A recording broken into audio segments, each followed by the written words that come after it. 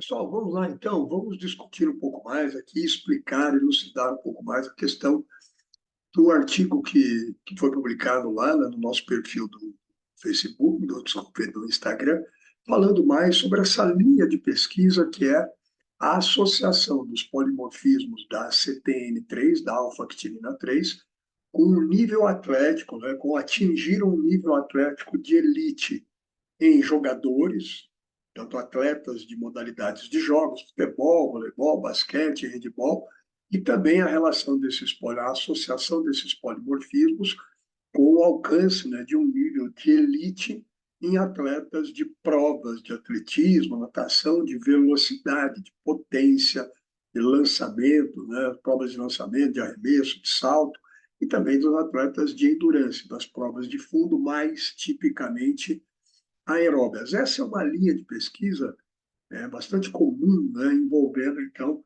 estudos de associação dos polimorfismos XX, RX e RR da CTN3, da alfa-actinina 3, para entender um pouco mais do potencial que esses polimorfismos da CTN3, do potencial que apresenta com a associação genótipo-fenótipo. Para esse tipo de polimorfismo, existe, né, uma associação maior para tal fenótipo, para tal atividade ou para tal modalidade desportiva ou para tal condição de desempenho físico motor. Então, isso é a busca, né, do entendimento maior do potencial de associação desse genótipo com o maior êxito para essa ou aquela atividade desportiva, em função, obviamente, dos requerimentos do ponto de vista metabólico, do ponto de vista de produção de força, se isso é mais aeróbio, mais anaeróbio, qual associação esses polimorfismos têm com esses requerimentos esportivos, né, do ponto de vista das várias capacidades motoras e dos vários perfis metabólicos. E aí esse aqui foi um estudo em que os autores tentaram olhar mais especificamente para a associação dos polimorfismos da CTN3 com o alcance do nível de elite em jogadores, atletas de jogos, futebol, basquete, rede, futebol, e fizeram a comparação disso com a população sedentária, então com a frequência de distribuição desses polimorfismos em sedentários, em atletas, né, de velocidade, de potência e de endurance no atletismo. Compararam, então, essas frequências de distribuição com os jogadores de elite. E usaram, então, aqui atletas de elite europeus dessas três modalidades e de três países, né? São então três coortes aí, pegaram três gerações de atletas em que foram feitas, né, essas análises dos polimorfismos em atletas espanhóis, atletas poloneses e atletas russos. Então, a ideia central do artigo é ela ver a distribuição, a frequência de distribuição dos polimorfismos XX, RX e RR da ACTN3 e a associação disso com o alcance de um nível de elite esportiva em jogadores. Vamos lá. Primeiro ponto aí, então, de onde veio essa busca dessa comparação, né, da associação de frequência de distribuição desses polimorfismos da CTN3 em jogadores? Um estudo prévio desse mesmo grupo, o que os autores viram compararam, foi frequência de distribuição desses polimorfismos, primariamente entre atletas de endurance, atletas aeróbios de provas de fundo, e atletas de velocidade e potência, do atletismo. E compararam a distribuição, a frequência de distribuição desses três polimorfismos com a população, né, de cada um dos países, os indivíduos sedentários. E aí vamos ver se, por um acaso, né, o tipo de polimorfismo da CTN3 tem alguma associação com o nível atlético de velocistas e de potência e de atletas de fundo, de endurance. E aí o que os autores viram nesse primeiro estudo, por exemplo, comparando aqui, né, atletas, aqui são todos atletas analisados, aqui os níveis de elite, que é o nível internacional, e atletas de nível nacional, espanhóis, poloneses desculpe, em russos.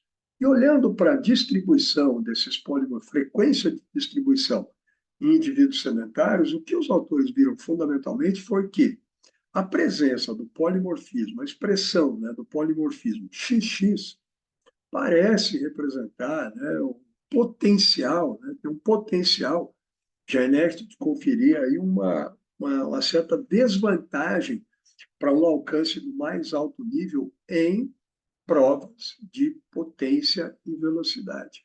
Porque, olha, antes, nos espanhóis, 18% da população apresentando esse genótipo, ele só apareceu em 13% dos atletas de potência e da elite, né, porque não tinha aqui do nível nacional.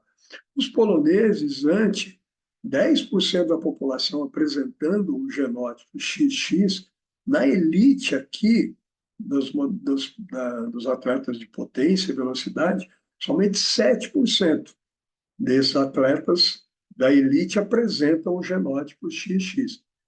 E 13% dos que estão no mais alto nível de endurance apresentam esse genótipo. 7% somente apresenta o XX, somente 7% de quem está na elite das provas de potência e velocidade. Em relação aos atletas russos, olha, nas provas de endurance, 23% da população russa apresenta o genótipo XX. Nenhum, zero, apesar de ser um N pequeno, né, uma crítica aqui ao trabalho, mas nenhum atleta da elite russa, de nível mundial de endurance, apresenta o genótipo XX. E somente 11% dos atletas de elite, potência e velocidade apresentam o genótipo, metade da população. Então, esse estudo inicialmente mostra que a presença do genótipo XX confere aí uma potencial desvantagem genética para o mais alto nível, né, de alcance atlético em provas de potência e velocidade. E, por outro lado, a presença do alelo R, né, e, portanto, a presença dos genótipos RX e RR, não confere desvantagem em relação às possibilidades de alcance do mais alto nível em provas de endurance. Tá? E, pelo contrário, parece, né, o alelo RR tem um alto e confere um alto potencial para o mais alto nível, o alcance de um mais alto nível atlético nas modalidades, nas provas de potência e velocidade. Então, parece, né, a partir daí, né, um potencial genético com a maior desvantagem para o alelo XX, para o mais alto nível atlético, principalmente nas provas de potência e velocidade. E uma menor desvantagem, né, nas modalidades, nas provas de endurance, menos intensas, mais aeróbias, de menor intensidade, maior volume. Então, nesse primeiro estudo, isso já dá uma base para a gente entender o porquê os autores, né, desse mesmo grupo quererem comparar esse polimorfismo, essas frequências, em jogadores de futebol de elite. Então, a hipótese central que os autores apresentaram, né, e levantaram aqui no estudo é essa. Os atletas de elite de jogos desportivos, europeus, espanhóis, poloneses e russos, tem uma maior frequência de distribuição do polimorfismo RR da ACTN3. Por que essa hipótese, essa suposição? Porque nos jogos desportivos nós temos alto requerimento de força rápida, de potência. São várias ações intermitentes com alta participação, né, das vias anaeróbias, do ATP-CP e via glicolítica, e com alto requerimento e demanda, né, de força rápida, de potência, de explosão muscular. E ações que são altamente dependentes das fibras rápidas. E, portanto, se atletas de potência e velocidade no atletismo têm uma maior frequência de distribuição do polimorfismo RR, e isso determina, né, é um fator que pode interferir no alcance do mais alto nível atlético, e o polimorfismo XX confere uma potencial desvantagem genética para essas condições, né, de provas de maior intensidade.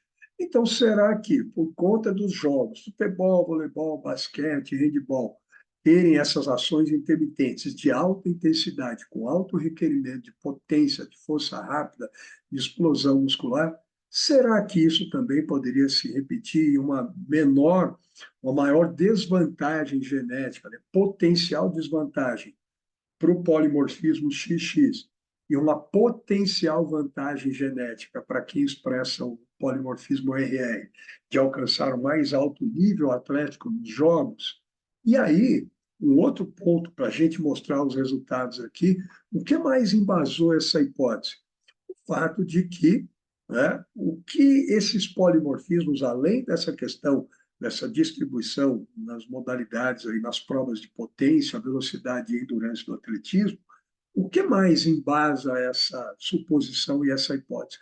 O fato de que muitos estudos mostram, de forma aí até consistente na literatura, que indivíduos que apresentam polimorfismo XX do gene que codifica a ACTN3, a alfa-actinina 3, que lembrando, a alfa-actinina 3 é uma proteína estrutural, a alfa-actinina é uma proteína estrutural do músculo esquelético que liga, né, que fixa o filamento fino de actina lá na linha Z. E, portanto, confere para a fibra e para o músculo como um todo uma capacidade, né, de suportar, uma maior capacidade de suportar um maior nível de tensão. E a alfa-actinina 3, das isoformas da alfa-actinina, a alfa-actinina 3 ela é produzida, ela é expressa estritamente nas fibras rápidas, nas fibras 2X. Ela é uma isoforma, né, da alfa-actinina que é expressa estritamente nas fibras 2X. E os indivíduos que têm o polimorfismo XX do gene, né, da alfa-actinina 3 simplesmente não produzem a alfa-actinina 3. E a literatura tem mostrado que esses indivíduos com esses polimorfismos, pela ausência de produção da alfa-actinina 3, apresentam também, em boa parte dos estudos, uma menor massa muscular, então uma tendência aí, né, um potencial genético para uma menor massa muscular, para um menor nível de força máxima, para um menor nível de potência, né, de força rápida nas fibras 2X. Alguns estudos com animais experimentais, com ratos, nocaute, né, para paralelo R, então ratos que têm o polimorfismo XX, as fibras 2B, que são as fibras rápidas do rato, esses animais, né, apresentam uma menor atividade glicolítica e uma maior atividade oxidativa dessas fibras 2B, portanto, com características mais aeróbias e um maior tempo de corrida e intensidade submáximas, típica de um melhor desempenho aeróbio. Então, tem uma alteração funcional dessas fibras. E, por outro lado, estudos também com indivíduos, com seres humanos e animais experimentais, mostram que os indivíduos que apresentam polimorfismo RR são os que apresentam a maior produção de alfa-actinina 3. O polimorfismo RX seriam aqueles que têm uma produção normal, né, da alfa-actinina 3. Então, quem tem o alelo R produz a alfa-actinina 3. E o RR são os que têm a mais alta produção. E, em geral, os estudos mostram que esses indivíduos, também os animais experimentais, tendem a ter um potencial genético de predomínio de fibras 2X rápidas, portanto, tem mais a ver com modalidades de potência, de velocidade, de força, anaeróbias, uma maior massa muscular, uma maior força máxima e também maior potência nas fibras rápidas, né, nas fibras 2X, e um melhor desempenho em tarefas mais tipicamente anaeróbias de mais alta intensidade. Em função disso e da característica, né, portanto, da dinâmica dos jogos, com várias ações intermitentes de alta intensidade, anaeróbias aláticas e láticas, se repetem ao longo, né, do jogo, então, será que esse polimorfismo, né, o XX, pode representar um potencial, né, uma potencial desvantagem genética para atingir a elite dos esportes dos jogos? E o RR, o polimorfismo RR, uma potencial vantagem genética para atingir a elite? E aí o que os autores viram é que não. Né? O fato de expressar o polimorfismo XX ou o polimorfismo RR da alfa-actinina 3 também, né, nos espanhóis, poloneses e atletas de elite russos, não houve uma associação dos polimorfismos RR, RX ou XX da alfa-tinina 3 para o mais alto nível de desempenho atlético nas modalidades de jogos, o team sports aqui. Quando comparou-se, né, com a população sedentária, a frequência de distribuição desse polimorfismo nos atletas de jogos da elite, não houve essa diferença estatística, né, na distribuição, né, na frequência de distribuição desses polimorfismos. E não houve uma associação do polimorfismo RR com o maior nível atlético, né? Então, não teve uma maior frequência de distribuição nos jogadores de elite, espanhóis, poloneses e russos. E nem o polimorfismo XX se mostrou, né, mostrou representar uma desvantagem, uma potencial desvantagem genética para o mais alto nível atlético nas modalidades de jogos esportivos. Provavelmente isso por quê, Cássio? Diferente do atletismo, nas modalidades de endurance e de potência e velocidade, os jogos, né, o alcance do mais alto nível atlético não depende estritamente de uma questão física, da potência, da força máxima, da força rápida, da potência ou da velocidade em si. Porque tem também, né, para o alcance do mais alto nível atlético, tem a questão da técnica individual, no maior nível, né, técnica de maestria, de habilidade, né, um nível de maestria na execução das habilidades do jogo. Então, isso implica na técnica desportiva, que é altamente determinante do nível atlético, né, que o atleta alcança. E também o aspecto tático, das habilidades táticas do atleta, da capacidade dele de processamento das informações do jogo, da tomada de decisões e de utilização da técnica em função da tática e do momento mais oportuno que o jogo oferece para isso. Isso também é altamente determinante do nível atlético desses jogadores, né? Provavelmente por isso o polimorfismo da alfa-actinina 3 não se mostrou, né, com alta associação entre genótipo e fenótipo nos jogadores. De novo, nesse estudo, na medida que eles compararam também essas frequências de distribuição nos atletas de velocidade e potência e de endurance do atletismo, o mesmo tipo de resultado do estudo anterior se repetiu.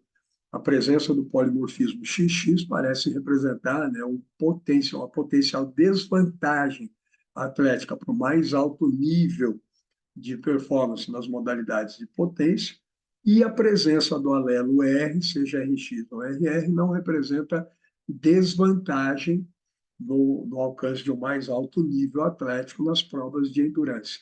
E quando os autores compararam a frequência de distribuição do polimorfismo RR entre os atletas de elite, né, que está aqui embaixo, os atletas de elite das três nacionalidades, nas provas de potência, quando compararam com os atletas de elite dos jogos, os autores viram que havia uma diferença significativa para é, é, é, uma maior distribuição, né, uma maior frequência de distribuição do polimorfismo RR nos atletas de elite das modalidades de potência, mostrando de novo, né, a potencial vantagem do polimorfismo RR para um alto nível de desempenho em provas de potência e velocidade do atletismo ou da natação. Portanto, não encontraram essa associação dos polimorfismos da CTN3 com o mais alto nível atlético em atletas de modalidades de jogos.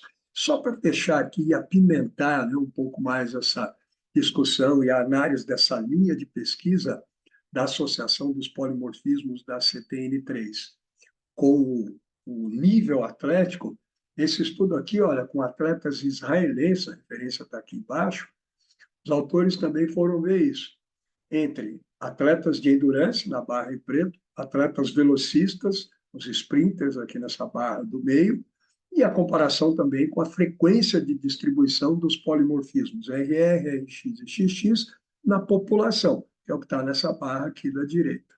Olha só, o polimorfismo RR, a expressão, né, dele, a presença desse polimorfismo em 50% dos velocistas de nível nacional e internacional israelense.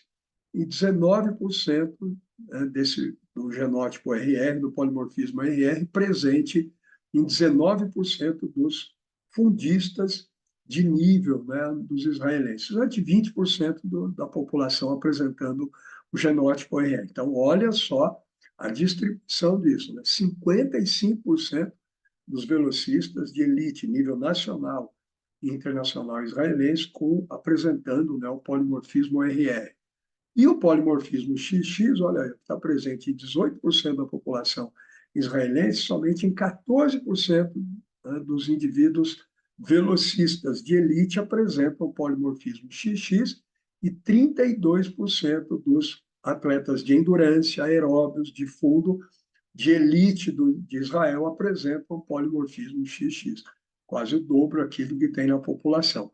E, de novo, o alelo R não representa, ó, desvantagem, né, no desempenho nas provas de longa duração. Olha, 49% dos fundistas de elite israelenses apresentam o polimorfismo RX, né? E o RR ainda tem 20%. Quando divide isso entre atletas de nível internacional e nacional, os israelenses, vou ficar só com um aqui, ó, os velocistas, olha isso. Top level, nível internacional. Um N de 26, um N baixo, né? Mas traz alguma coisa aqui para a gente de análise. 77% da elite dos velocistas israelenses apresenta o polimorfismo RR da CTN3. E nenhum atleta de elite, da elite internacional israelense, velocistas, apresenta o polimorfismo XX. 25% da elite de endurance de Israel apresenta o polimorfismo XX e 20% apresenta, né, da elite de endurance apresenta o polimorfismo RR, 55% RX. De novo, mostrando que a presença do alelo R, RX ou RR não confere, né, uma desvantagem para as provas de endurance, mas o polimorfismo XX parece conferir uma potencial desvantagem para o desempenho mais alto na elite em provas de potência e velocidade.